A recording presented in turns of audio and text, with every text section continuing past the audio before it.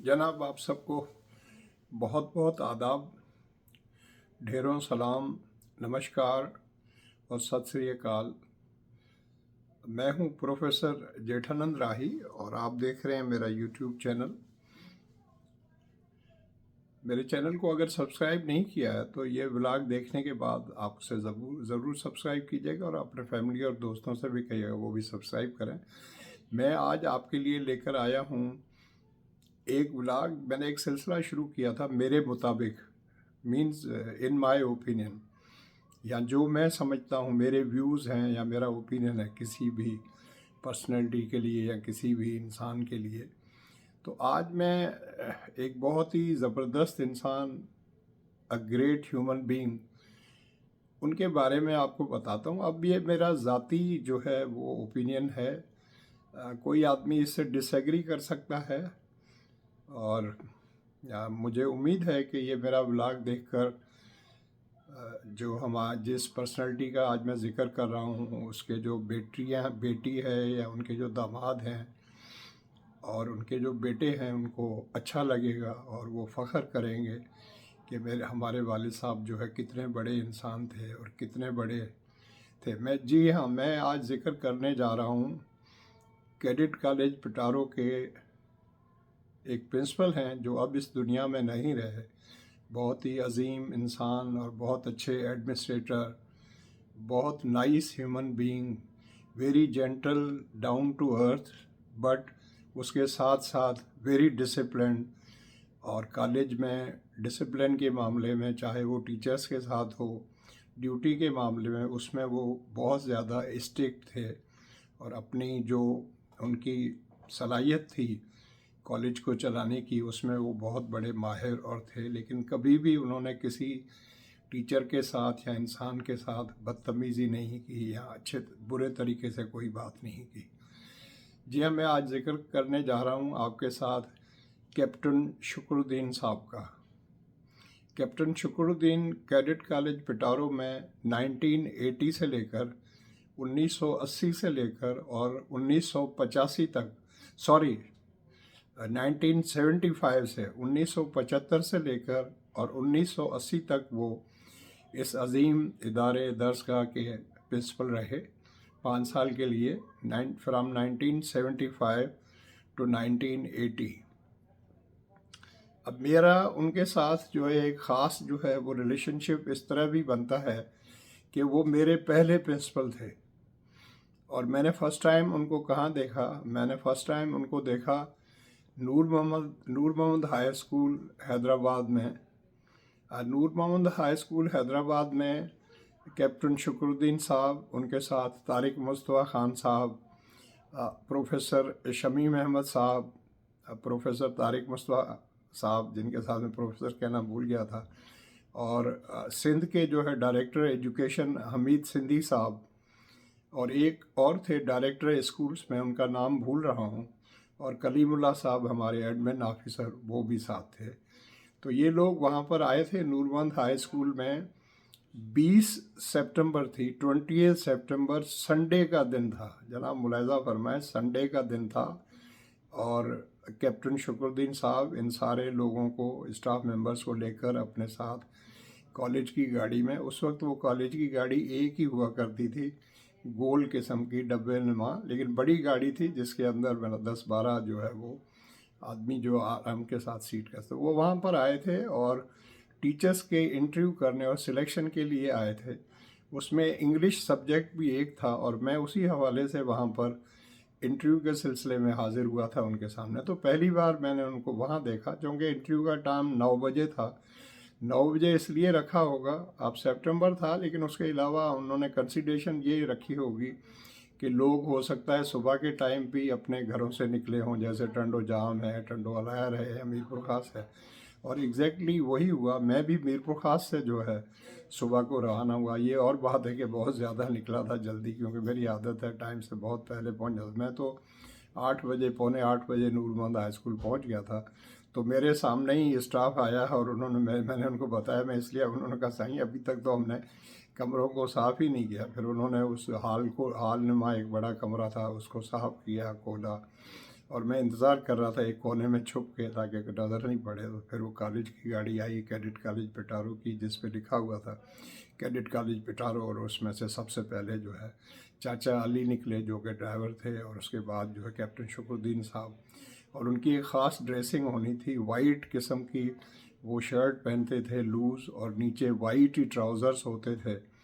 लेकिन हम white shoes तो वो नहीं पहन सकते थे, लेकिन एक वो ख़ास किस्म का, तो चूँकि मौसम गर्म था उस वक्त, सितंबर में, सर्दी वगैरह तो नहीं थी, तो वो जो है एक किस्म का ऐसा पहनते थे जिसको पीछे बंधे होते हैं ना, कसे किस्म के हम कहते हैं, सिंधी में तो कसे कहते हैं, तो पीछे से जो है उसको बेल्ट की तरह होता है छोटा, जो आप बांध देते हैं, वो उन्होंने पहना था। और हाथ के अंदर उनके जो है वो स्टिक थी, जो नेवी की स्टिक होती है, तो वो थी। तो मैंने पहले ही इम्प्रेशन में उनको देखा तो मुझे बड़ी एक जैसे दबंग पर्सनैलिटी होती है उस तरह के इंसान लगे, और चेहरे पर बड़ा दबदबा और बड़ा रोब। तो मुझे तो डर भी लगा, मैंने कहा पता नहीं कैसा इंटरव्यू लेंगे।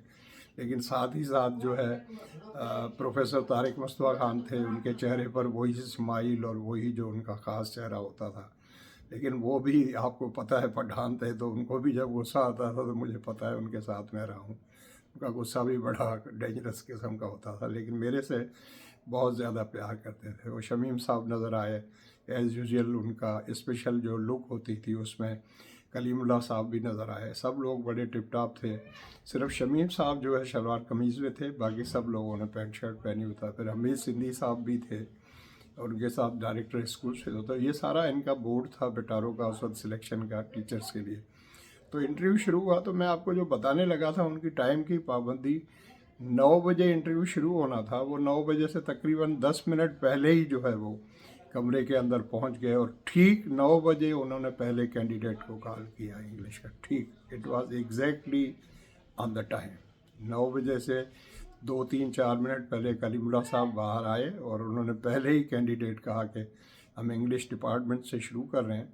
तो मेरा ख्याल है इस्लामियात सब्जेक्ट भी दूसरा था, चूँकि शमीम साहब भी साथ आए थे, तो इंग्लिश और इस्लामियात के लिए वो लेक्चरर्स की सिलेक्शन कर रहे थे। तो मेरा नंबर तो शुरू में नहीं आया, तकरीबन अगर मैं भूल नहीं रहा हूँ तो 28 कैंडिडेट थे, 28 कैंडिडेट्स थे। इंग्लिश की सीट जो है सिर्फ एक थी, लेकिन जब तक मैंने सारे कैंडिडेट से पूछताछ कर ली थी, मेरिट पे मेरा नंबर 1 था, क्योंकि मैं तो पोजीशन होल्डर था यूनिवर्सिटी के अंदर जो है, बल्कि पूरे सिंध के अंदर जो है, कराची शहर को छोड़कर बाकी पूरे सिंध के अंदर, क्योंकि उस वक्त सखर में इस्लामिया कॉलेज, वहाँ भी इंग्लिश की जो है क्लासेस होती थी एमए की। तो मैं नंबर 1 पे था, उस लिहाज से पोजीशन होल्डर था। तो मैंने देखा कि मेरिट पे तो नंबर 1 पे हूँ, देखें अब क्या होता है। तो मेरा इंटरव्यू जो है थोड़ा बाद में शुरू हुआ, मेरा ख्याल 7-8-10 कैंडिडेट के बाद मुझे अंदर बुलवाया, और आपको देखकर ये हैरत होगी कि मेरा इंटरव्यू 40 मिनट चला, 40 मिनट्स। अब मैं वो पूछते गए। अब तारिक मुस्तफ़ा खान जो है, मुझे बाद में पता चला कि उन्होंने शायद 1 साल पहले ही एमए इंग्लिश फ्रेश वो कराची यूनिवर्सिटी से करके आए थे। आपको पता है कराची यूनिवर्सिटी का स्टैंडर्ड जो है वो इंग्लिश डिपार्टमेंट का, मैं मानता हूँ कि सिंध यूनिवर्सिटी से काफ़ी ऊपर है, लेकिन उस वक्त सिंध यूनिवर्सिटी में भी हमारे जो प्रोफेसर्स थे, बहुत बड़े प्रोफेसर्स थे। मैं उनका नाम तो अक्सर मैं लेता रहता हूँ, बहुत बड़े प्रोफेसर थे। और सिंध यूनिवर्सिटी के इंग्लिश डिपार्टमेंट का स्टैंडर्ड भी किसी तरह कराची यूनिवर्सिटी से कम नहीं था। लेकिन वो चूँकि फ्रेश करके आए थे, मैंने भी फ्रेश किया था, तो दोनों फ्रेश अगेंस्ट फ्रेश। तो उन्होंने काफ़ी जो है वो क्वेश्चंस पूछे जो है इंग्लिश लिटरेचर के बारे में। मैं सबका जवाब देता गया, क्योंकि मैंने बहुत ज़्यादा मेहनत की थी। तो उससे वो बड़े इम्प्रेस हुए और खुश नज़र आए कि इस बच्चे ने वाकई पढ़ा है, एमए में वाकई पढ़ा है। और सारा कुछ करने के बाद फिर कैप्टन शुक्रुद्दीन साहब ने कहा कि वो सामने बोर्ड है और वो चौक भी पड़े हुए हैं, वहाँ पर आप जाएं। और हमारे यहाँ पर तो उन्होंने कहा कि भाई न सिर्फ आप 11वीं 12वीं को पढ़ाएंगे, बल्कि शुरू में जो टीचर जाता है वो तो हमारे पास, चूँकि 7वीं क्लास भी है, उस वक्त वहाँ पर क्लास 7 हुआ करती थी कॉलेज में, शहबाज हाउस में होती थी, अहमद साहब उसके हाउस में होते थे। तो उन्होंने कहा कि चलो 7 को भी छोड़ें, 8 को भी छोड़ें। 9वीं क्लास की एक पोएम है डैफोडिल्स, तो वो उन्होंने मुझे कहा कि ये आपने एक्सप्लेन करनी है, हमें बताना है सारा कुछ। अब डैफोडिल्स जो है मुझे पढ़े हुए, अब मुझे तो ये भी याद नहीं कि हम जब 9वीं क्लास में थे तो डैफोडिल्स थी भी या नहीं, लेकिन ये मुझे पता था कि मैंने यूनिवर्सिटी के अंदर विलियम वर्ड्सवर्थ को बहुत अच्छी तरह पढ़ा था, उसके बारे में सब कुछ पढ़ा था। और डैफोडिल्स जो है वो इतनी सिंपल पोएम है कि मैंने एक बार सिर्फ बुक लेके उसको सिर्फ एक बार रीड किया तो मैं समझ गया कि शायर अपना विलियम वर्ड्सवर्थ इस पोएम में क्या कहना चाहते हैं। तो मैंने फिर 100% और पूरा इंटरव्यू इंग्लिश में हुआ था, 100% जो है। तो मैंने उसको एक्सप्लेन किया बहुत अच्छे तरीके से, थोड़ा सा पहले शायर के बारे में बताया, फिर पोएम का पहले मैंने जो है सेंट्रल आइडिया बताया, और उसके बाद मैंने उसको हर 2 लाइनों को जो है एक्सप्लेन किया, और फिर सारे पूरे स्टैंडा को एक्सप्लेन किया इस तरह। अब उसमें मुझे याद नहीं, मेरे ख्याल 2 स्टैंडाज हैं if I am not wrong, या 4 हैं। एक्सप्लेन किया और उससे बड़े वो मुतमईन हुए कि इस बच्चे को, कैंडिडेट को ये भी आता है, हालांकि इसने कभी टीचिंग नहीं किया। तो मुझे कहने लगे कि आप इससे पहले कहीं टीचिंग करते रहे या नहीं। मैंने कहा सर टीचिंग तो नहीं की है, लेकिन कुछ महीने के लिए मौका मिला था। एक बच्चा था, मुझे एग्जैक्टली याद नहीं, 8वीं 9वीं क्लास का, उसको मैं होम ट्यूशन जो है वो देता था उस बच्चे को। मैंने कहा ये है, बाकी मैंने कहा स्पीचेस वगैरह करता रहा हूँ पूरे, मैंने कहा प्राइमरी टीचिंग में तो कभी नहीं, लेकिन वहाँ भी लीड करता था हर जगह पर, असेंबली में ये वो। लेकिन जब मैं हाई स्कूल में आया तो तकरीरें करता था, इंग्लिश में भी, उर्दू में भी, और सिंधी में, और ऐसे राइटिंग में भी हिस्सा लेता था। बहरहाल टू कट शार्ट, मेरा जो है वहाँ पर उन्होंने मुझे 40 मिनट के बाद मुझे बाहर भिजवा दिया। तो मैं बाहर गया तो मैं तो ये सोच भी नहीं सकता था कि इसी वक्त हमें रिज़ल्ट बता देंगे, लेकिन मुझे बाद में पता चला कि उनको इतनी जल्दी थी, क्योंकि इंग्लिश का टीचर जो है वो नकवी साहब जो है, नकवी साहब वो नाइजीरिया गए हुए थे या तंजानिया गए हुए थे, और इंग्लिश टीचर था नहीं कॉलेज के अंदर, कोई मिल नहीं रहा था उनको। तो एक टीचर शार्ट था, तो उससे बड़ा फ़र्क पड़ जाता। तो वो चाहते थे, अब वो 20 सितंबर था, वो चाहते थे कि 21 सितंबर को, मंडे को आकर कोई टीचर जो है वो ज्वाइन कर ले।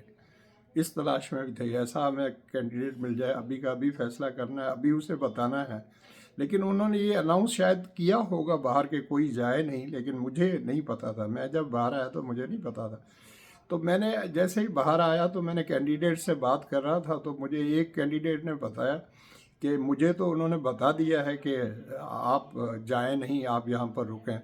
तो वो कहने लगा कि मुझे ऐसे फील हो रहा है, मुझे रोक इसलिए रहे हैं क्योंकि बाकियों को तो नहीं रोक रहे हैं, तो मुझे लगता है कि शायद मुझे ये सिलेक्ट कर लिया है या करेंगे, या मैं टॉप कैंडिडेट्स में हूँ। तो मैंने जब ये सुना कि उसे सिलेक्ट कर लिया है, तो फिर मैंने सोचा अपने आप से, कहा जेठान तुम यहाँ पर क्या अब करोगे। तो मैं जाने वाला था, I was about to go. और ऑनेस्टली जो है वो, मैं जब आया था टंडो जानमान से, तो मेरे दोस्तों ने भी ये कहा था कि तुम इंटरव्यू के लिए थोड़ी जा रहे हो, तुम्हारा तो सिलेक्शन होना ही नहीं है वहाँ पर, ये है वो, जैसे नेगेटिव लोग बातें करते हैं, ऐसे इदारे में तुम्हें कौन रखेगा, ये है वो, फिलहाल का मिलिट्री का इदारा। मैंने कहा भाई मैं तो जाऊँगा, मुझे एक बुलाया है इंटरव्यू के लिए, तो I must go, I must try. तो अब उस वक्त जो है वो मोहम्मद अली और ज़ैबा की एक मूवी लगी हुई थी, फिरदौस सिनेमा हैदराबाद में, नाम मैं उसका भूल रहा हूँ, 1975 ये जनवरी का, सॉरी 77 में, ये सितंबर था। तो जो मूवी भी उस वक्त सुपर डुपर हिट थी मोहम्मद अली और ज़ैबा की, वो लगी हुई थी। तो मैंने यही सोचा कि मैंने कहा अब टाइम इतना हो गया है, तो 3:30 बजे वाला शो जो है उसको जाके कैच करता हूँ, वहाँ से पकड़ता हूँ रिक्शा। उस वक्त रिक्शा वगैरह सब सस्ते होते थे, चला जाता। तो I was about to leave, लेकिन जब उस लड़के ने ये बात की तो मैंने कहा जेठानंद अब रुक जाओ, और अभी कलीम साहब आके, या जब इंटरव्यू ख़त्म होगा तो पता चल जाएगा किसका सिलेक्शन हुआ, क्या हुआ। अब थोड़ी देर के बाद जो, चूँकि मेरा 17-18 नंबर था, कुछ देर के बाद वो सारे कैंडिडेट भी हुए, क्योंकि हर किसी कैंडिडेट को ज़्यादा रोक भी नहीं रहे थे। मुझे 40 मिनट रोका था, किसी और को कितना रोका मुझे सही याद नहीं है। तो जल्दी इंटरव्यू ख़त्म हुए और थोड़ी देर के बाद कलीम साहब बाहर आए। तो बाहर आकर उन्होंने ये अनाउंसमेंट की कि is mister Jethanand still here. तो जैसे ही मैंने सुना तो मेरे कान खड़े हुए, दौड़ता हुआ उनके पास गया। मैंने कहा yes I am still here, I am Jethanand. तो उन्होंने कहा gentleman don't go, wait wait for me 1 minute. तो वो अंदर गए, और शायद उन्होंने अंदर जाकर प्रिंसिपल साहब को बताया कि वो मौजूद हैं और बाहर खड़े हैं। तो उन्होंने कहा कि फ़ौरन बुलाएं उनको अंदर। तो मैं फ़ौरन गया अंदर। तो मुझे उन्होंने जाते ही जो खुशखबरी सुनाई कि my son, you have been selected as a lecturer of English for cadet college बेटा। आप सोचें उस बच्चे के लिए जिसने पूरी ज़िंदगी जो है स्ट्रगल की, तकलीफ़ें देखी, और जॉब्स किए, माँ के दुख देखे, बाप के दुख देखे, जिसका ये ड्रीम था कि वो वक्त कब आएगा जब भी मैं जो है वो अच्छा जॉब मिलेगा और मैं कमाने लगूंगा और मैं अपने माँ बाप को कोई सुख दे सकूंगा फाइनेंशियली एंड अदरवाइज भी, और मेरी माँ भी खुश होगी। उस वक्त मैं शादीशुदा भी था, मेरी शादी तो 72 में हो गई थी, तो शादी को हुए भी 5 साल हो गए थे। और मेरे उस वक्त जो है वो 75, अच्छा उस वक्त मेरे जो है 2 बच्चे थे, बेटा था बड़ा और बेटी थी बड़ी, ये 2 बच्चे उस वक्त थे। और तो ये 2 बच्चे थे, तो मैं तो बोला एक एक आदमी जिसकी बेगम हो, 2 बच्चे हों, माँ बाप हों, सब गरीब गुम्बा हो, उसके लिए सोचें कितनी बड़ी खबर होगी। तो मेरी खुशी जो है मेरे चेहरे के ऊपर इतनी आया हुई कि कैप्टन शुक्रुद्दीन साहब ने कहा कि, बल्कि आंखों में मुझे नहीं याद, हो सकता है हल्का फुल्का पानी भी आंखों में आया हो, जैसे खुशी के आंसू कहते हैं। मुझे उन्होंने बिठाया, उन्होंने कहने लगे माय सन सिट डाउन।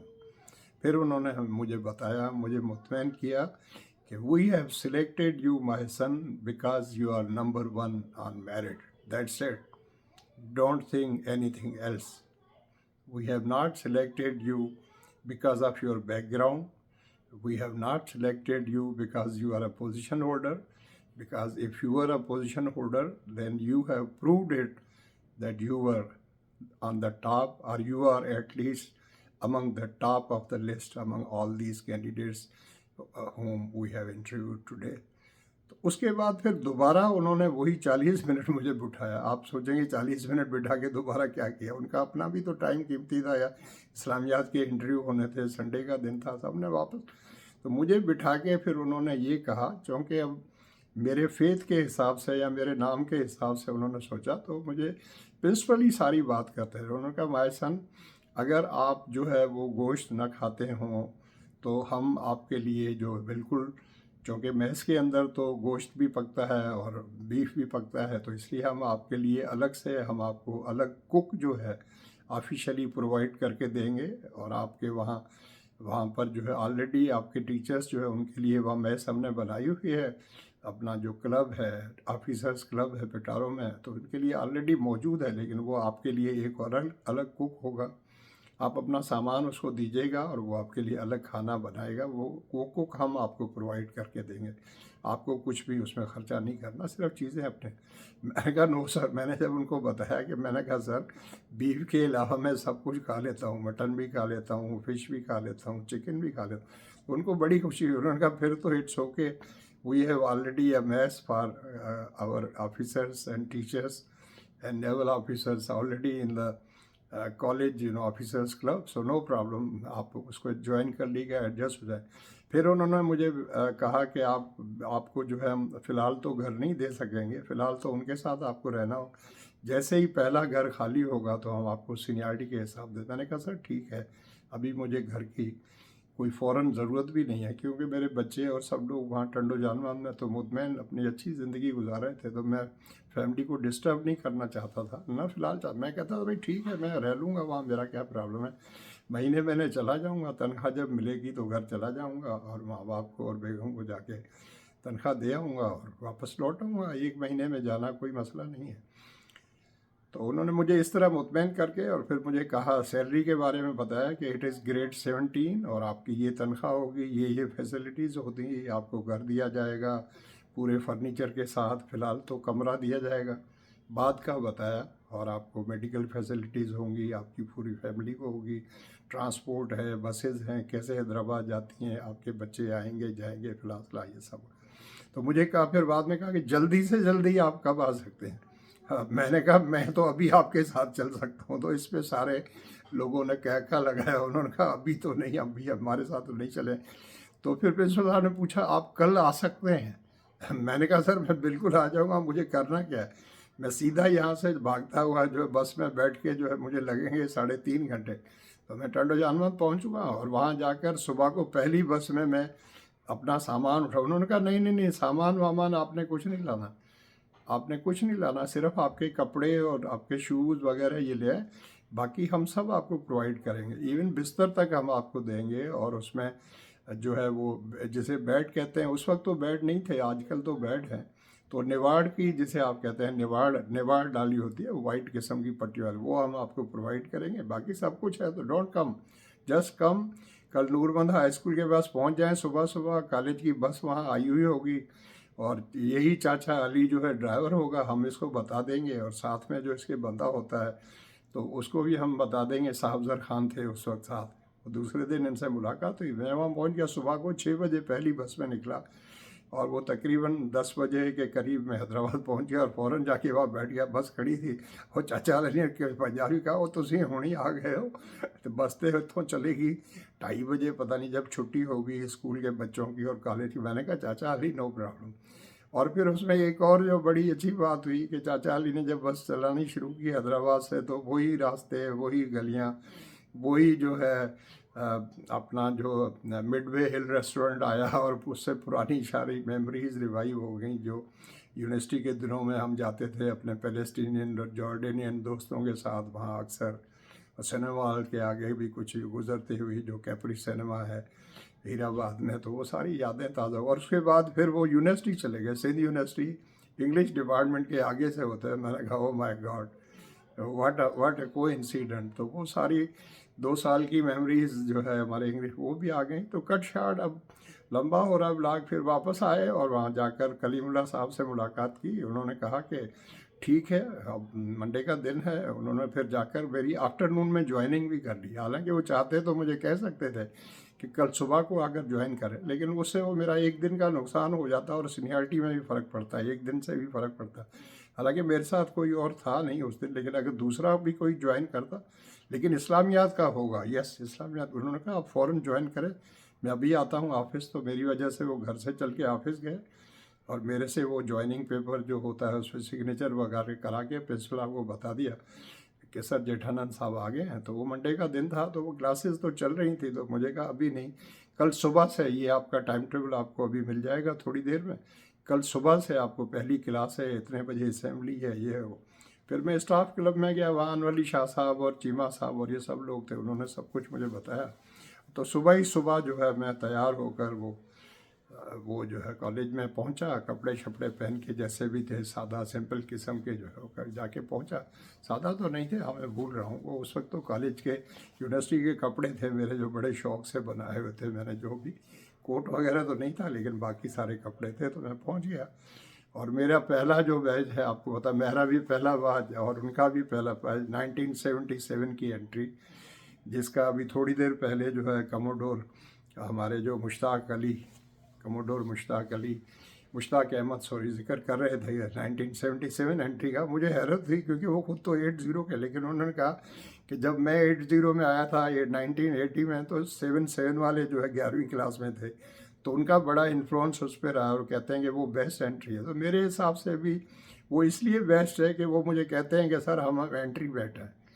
और वो 77 की एंट्री के 2 क्लासेस मुझे दी गई थी, अगर मैं गलत नहीं हूँ तो एक 8D थी और दूसरी 8B थी। और उसमें जो बच्चे थे, मैं किसी एक का नाम लूँगा तो बाकी सब नाराज़ हो जाएंगे, लेकिन वो बच्चे समझते हैं मैं किन की बात करता हूँ। उसमें से कुछ लाडले तो 2-3 तो यहाँ टोरंटो में ही रहते हैं, GTA में रहते हैं, कोई मिसिसागा में है, कोई ब्रैम्पटन में है। दे नो कि मैं उनकी बात कर रहा हूँ, कि औरों के नाम नहीं लेता हूँ, फिर नाराज़ हो जाए। बड़े नोटी किस्म के भी हैं, अजीब अजीब बच्चे हैं, कुछ जो है जो अपना जिना हाउस के हैं, कुछ अयूब हाउस के हैं, कुछ इकबाल हाउस के हैं। तो वो मेरी एंट्री थी, और वो पहले ही दिन गया और मैंने पढ़ाना शुरू किया, वही यूनिवर्सिटी के लेवल पे जो पढ़ा था 2 साल तक। मैंने कहा सारा कुछ इनके आगे झाड़ दो। तो शुक्रुद्दीन साहब तो फ़ौरन राउंड पे आए, उन्होंने देखा कि ये बच्चा आया तो है यंग मैन, ये पढ़ा क्या रहा है। तो उन्होंने एक दिन देखा, 2 दिन, 2 हफ्ते तक उन्होंने मुझे ऑब्ज़र्व किया। फिर मुझे डायरी रखते थे छोटी सी अपने हाथ में, ऐसी पेंसिल वगैरह भी रखते थे, तो नोट करते थे। मैंने कहा या अल्लाह खैर, ये क्या मेरे लिए क्या नोट कर रहे हैं। लेकिन थैंक गॉड 2 हफ्ते के लिए बाद उन्होंने मुझे बुलाया, ऑफिस में बिठाया। Oh my son, come down to the level of these boys of class 8। मैंने कहा सर व्हाट हैपेंड। कहने लगे you are teaching him at the level of the university और the college, they are in class 8। और फिर उन्होंने मुझे बताया कि जेठानंद इसमें कई बच्चे तो ऐसे हैं जो गांव से आए हैं, अभी तो बेचारे इंग्लिश को तो अभी नए नए आए हैं, अभी क्लासेस अगस्त में शुरू हुई हैं, तो उनको क्या पता इंग्लिश आप जिस लेवल पे पढ़ा रहे हैं। कहने लगे अभी तो वो सन्नाटे में, इसलिए आपको कुछ कह नहीं रहे, नीचे आ जाएं। तो फिर दूसरे दिन से फिर मैं उनके साथ जो है इंग्लिश में तो पढ़ाता था, लेकिन उर्दू में भी उनको जो बता देता था, और कभी कभी जानबूझ के थोड़ा सिंधी में भी टच दे देता था, तो उससे वो सिंधी मानो भी खुश हो जाते थे कि सर तो सिंधी में भी बता रहे हैं, कि सिंधी में बाबा हे चवंदा आहिनि, तो उससे बच्चे बड़े खुश होते थे कि साईं उनको ये भी हैरत होता, अच्छा साईं तो सिंधी माण्हू है, साईं तो सिंधी भी ॻाल्हाए सघे थो। तो फिर वो क्लास के बाद बाहर आकर मुझे पूछा, साईं तव्हां सिंधी आहियो छा? तो मैं कहना न बाबा मां सिंधी कोन आहियां, मां इंसान आहियां। तो उस पर और वो परेशान होते थे। अब शुक्रुद्दीन साहब के बारे में क्या बात करूं, पूरी दास्तान है, अगर सब बताऊंगा तो पूरा आप समझें कि एक किताब लिख ली जाएगी। शुक्रुद्दीन साहब मैंने बताई हैं आपको उनकी खूबियाँ। 5 साल तक वो मेरे प्रिंसिपल रहे। मेरी तरह और भी कई टीचर्स होंगे और कैडेट्स जो है वो भी हो गया। अभी एक कैडेट जिक्र कर रहे थे अपने कन्वेंशन के लिए, उन्होंने जो इंटरव्यू दिया है उसमें भी शुक्रुद्दीन साहब का। अजीम इंसान थे मेरे हिसाब से। आपको यकीन आएगा इस बात का कि कॉलेज से बाहर जब भी वो हमसे मिले, क्योंकि वो हर जगह पर मिलते थे, आप पीछे पलटें तो शुक्रुद्दीन साहब खड़े हैं, आप ग्राउंड में प्लेइंग ग्राउंड में जाएं, प्लेइंग फील्ड में आप कोई लेफ्ट राइट बात कर रहे हैं, पीछे आपको लगेगा वाइट वाइट कुछ है, आप पीछे देखें तो शुक्रुद्दीन साहब, oh my son what are you discussing? मैं sir we are not discussing anything. हालांकि वे सुन लेते थे, तो नोटी तो होते थे ना यंग मैन जो है, मैं और चीमा साहब जब साथ हों, और फिर वाहिद वश तो खैर बाद में आया 78 में, अहमद साहब भी होते थे। अहमद साहब तो बड़े डाउन टू द अर्थ और हम्बल होते थे। तो फिर इस तरह से कर करा के, और उन्होंने मुझे गया दूसरे दिन ही मुझे उन्होंने अपने घर पे इनवाइट कर लिया, मुझे लंच के लिए इनवाइट किया। एक और नेवल ऑफिसर आए हुए थे अजीज़ साहब, उनको भी अपनी फैमिली से बुलवाया। देखें, एक बच्चे को जो है अपनी बेटी से इंट्रोड्यूस कराया, बेगम से इंट्रोड्यूस कराया, और इस तरह। और पूरा 5 साल का हमारा वक्त बहुत प्यार और मोहब्बत से गुजरा। जब भी बाहर मिले हमेशा यही पूछा, जेठानंद आपकी फैमिली ठीक है, आपकी मदर ठीक है, आपके बच्चे ठीक है, एवरीथिंग इज़ फाइन। मतलब कॉलेज से बाहर उन्होंने कभी भी न पढ़ाई की बात की, न कॉलेज की बात की। जो कुछ करना होता था कॉलेज में डिस्कस करते थे, बहुत कम बुलाते थे, बस वो डायरी में लिखते रहते थे। बाद में हमें भी समझ में आ गया कि ये हो सकता है लिखते भी हैं या नहीं, हो सकता है कुछ पॉइंट लिखते भी हो, लेकिन फिर बाद में किसी ने बताया कि लिखते नहीं है, ये सिर्फ लोगों को डराने के लिए इन्होंने रखी। आई डोंट नो कि क्या सच था। तो फिर वो हमारे घर भी आया करते थे, उनकी बेगम और वो खुद जो है हफ्ते में एक बार घरों का चक्कर लगा, न सिर्फ हमारे घर और घरों में भी जाते थे, हलवाए करते थे, बाहर भी मिलते थे। तो पार्टी वगैरह जब होती थी लेडीज़ की ये वो, तो उनकी बेगम भी बड़ी हम्बल और डाउन टू द अर्थ थी, बहुत ही नाइस फैमिली थी। अभी उनकी बच्ची जो है, उनके दामाद से मेरा राब्ता है, बच्ची से तो नहीं। वो अक्सर जो है मुझे मैसेज करते हैं। उन्होंने फर्स्ट टाइम ही बताया था कि सर मैं सन इन लॉ हूँ कैप्टन शुक्रुद्दीन साहब का। तो मैंने कहा हाँ बेटे मुझे पता है। उनके बेटे जो हैं वो इरफान शुक्र, मुझे नहीं पता अभी कहाँ है, मेरा ख्याल है पाकिस्तान नेवी में है। उनका एक बड़ा बेटा भी था, वो पता नहीं किस, वो भी शायद नेवी में है या किसी और फोर्स में है या कहाँ पर है, अब कितने बड़े हो गए। शुक्रुद्दीन साहब तो इस दुनिया से अब चले गए हैं, उनकी बेगम भी आई एम नॉट श्योर, लेकिन मुझे पता नहीं है। देखिए मैं अपनी तरफ से कुछ कह नहीं सकता हूँ। तो बहरहाल बहुत अजीम इंसान थे, डिसिप्लिन का बड़ा ख्याल करते थे, हाउस इतना राउंड लगाते थे। उनकी बेगम ने एक बार मुझे बताया, चीमा साहब और मैं अक्सर जाते थे उनके घर, क्योंकि उनकी बेगम जो है वो चीमा साहब की रिश्तेदार भी लगती थी, तो ज़रा दूर से लेकिन रिश्तेदार थी। तो जब शुक्रुद्दीन साहब नहीं होते, हम जैसे ही दोनों एंटर होते थे तो शुक्रुद्दीन साहब कोई बहाना करके उठ के चले जाते थे, क्योंकि उन्हें पता था कि उनकी बेगम चीमा साहब के साथ और मेरे साथ काफ़ी फ्रैंक हो जाती थी। उन्होंने कहा ये बेहतर है मेरे सामने कुछ ऊट पटांग बातें करे। तो कहते वो my son I am just going and this and that. मैंने उनकी बेगम कहती थी कि सुबह फजर की नमाज से पहले उठते हैं, रात को 11 बजे तक चल चल के और फिर आकर जो है बिस्तर के ऊपर यहाँ पढ़ते हैं। तो मैं ग्रेट इंसान, इतना पहुँचा, सुबह मैस में पहुँच जाते थे, जाकर वहाँ गोश्त चेक करते थे, हर जगह पहुँच जाते थे, कैंटीन में पहुँच जाते थे, everywhere you will find, we found him everywhere. तो इंसान थे या क्या थे, he was a legend, a living legend, ऐसे प्रिंसिपल जब हों कॉलेज में तो फिर बनता है कैडेट कॉलेज पिटारो। ब्लॉग बहुत ज़्यादा लंबा हो गया, दोबारा कभी फिर बात करूँगा शुक्रुद्दीन साहब के बारे में, उनकी औलाद को, उनकी बच्ची को, उनके दामाद को और उनके बेटों को और जो भी उनके लवाकिन हैं, उनके जो करीब की फैमिली है या दूर की फैमिली है, उन सबको मेरा बहुत बहुत आदाब, ढेरों सलाम, दुआएं, गुड विशेस। वो अजीम इंसान थे, उनको मेरा सल्यूट है, रादर रेड सल्यूट है। शुक्रुद्दीन साहब जैसे लोग जब, चाहे वो पाकिस्तान नेवी में हो, एक और बात बता दूं जिनको पता नहीं है कि पाकिस्तान नेवी का कैप्टन जो है वो आर्मी के कर्नल के बराबर होता है, और ये अक्सर लोगों में कन्फ्यूजन होती है।